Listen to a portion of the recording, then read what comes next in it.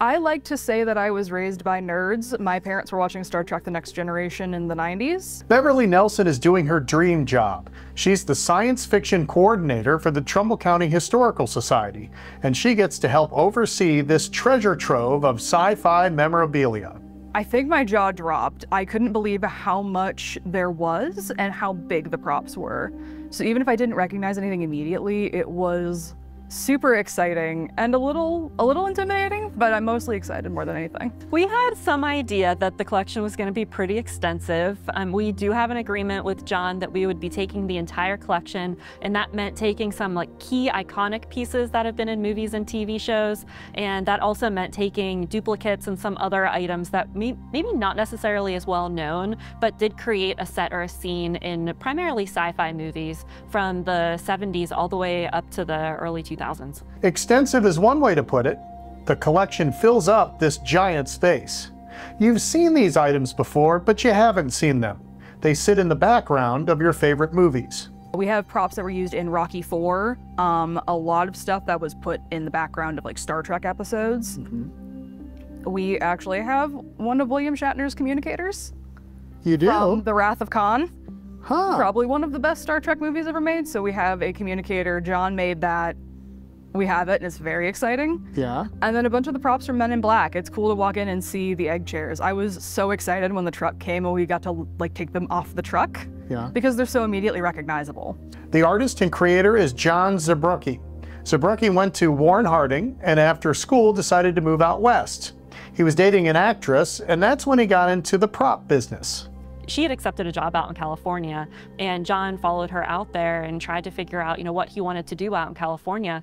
And he was on the set of one of her shows to meet his girlfriend one day, and the director was on set with him, and he said, I could do better than the props you have here. And the director was like, well, show me. And John did. He created props for a couple of her movies, and then, as they say, the rest is history. Sure enough, he wowed directors and producers with his imagination, attention to detail, and his well-built props. Zabrucki was one of the very first prop houses in Hollywood that created a rental company, where movie companies would come to him and rent out these props for movies. And that meant that they had to last, whether that was 2 or 3 movies or TV shows. We can see 30 or 40 years later that a lot of these props were really highly made, that they've held up extremely well over time. That's the impressive part, is especially looking at them, you can tell they're solid, and then you try to move them and you really know they're solid. You go to pick up an object, you think, oh, it's light, it'll be easy, this is nothing. You try to pick it up and it is so much heavier than you think it is. The entire collection is secretly sitting in a Trumbull County warehouse right now, but it's going to be displayed in Warren in less than 2 years. The Historical Society is close to striking a deal on a space. It won't just be a room filled with these priceless artifacts, but an actual hands-on sci-fi museum. Considering how the field and the genre has grown over the last 30, 40 years, much more mainstream, sci-fi is everywhere now, and we see a very strong opportunity, a strong niche in the market to open something important and very impactful and meaningful to the science fiction and fantasy communities. But for now, the robots, the globes, the computers, the octagon screen from the Hulk, and this thing that was in over 200 movies and shows will sit and wait. Someday soon they will be turned on and viewed just like Zabrucki is hoping for.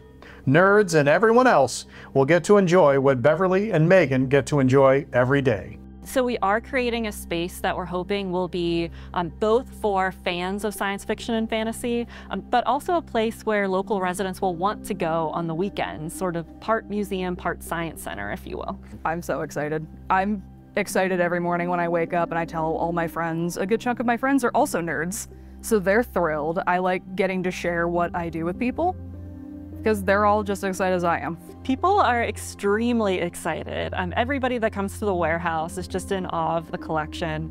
This is a topic in a field that is just so undervalued up until now in the museum space, and we're super thrilled and excited to bring it to the forefront.